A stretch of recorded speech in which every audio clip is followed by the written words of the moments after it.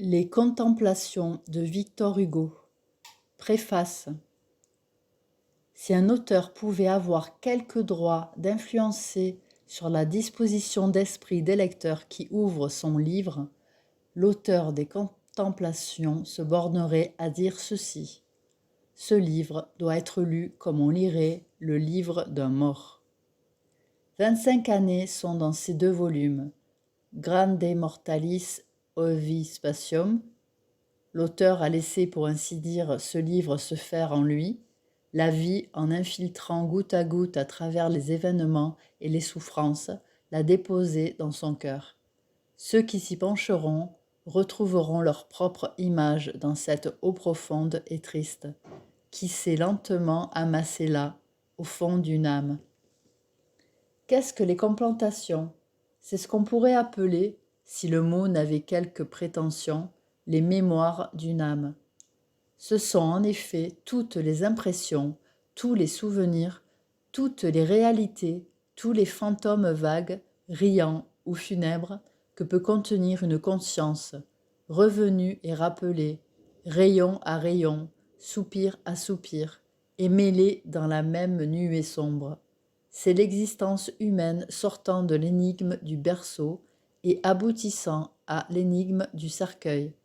C'est un esprit qui marche de lueur en lueur, en laissant derrière lui la jeunesse, l'amour, l'illusion, le combat, le désespoir, et qui s'arrête éperdu au bord de l'infini.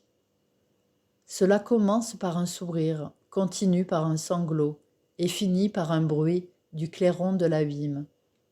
Une destinée est écrite là, jour à jour. Est-ce donc la vie d'un homme ?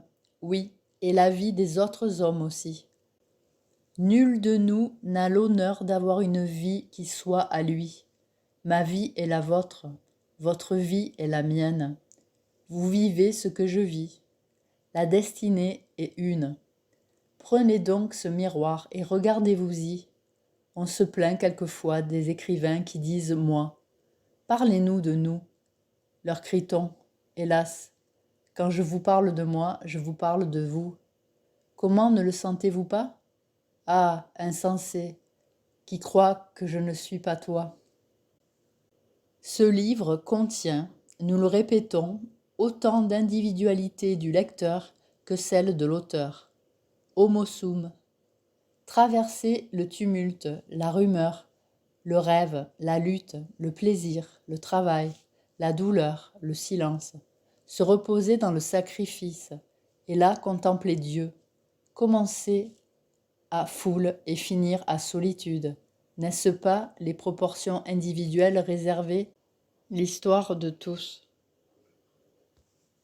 On ne s'étonnera donc pas de voir, nuance à nuance, ces 2 volumes s'assombrir pour arriver cependant à l'azur d'une vie meilleure. La joie, cette fleur rapide de la jeunesse, s'effeuille page à page dans le tome 1er, qui est l'espérance, et disparaît dans le tome 2, qui est le deuil. Quel deuil ? Le vrai, l'unique, la mort, la perte des êtres chers. Nous venons de le dire, c'est une âme qui se raconte dans ces 2 volumes. Autrefois, aujourd'hui, un abîme les sépare, le tombeau. Victor Hugo, Guernesey, mars 1856.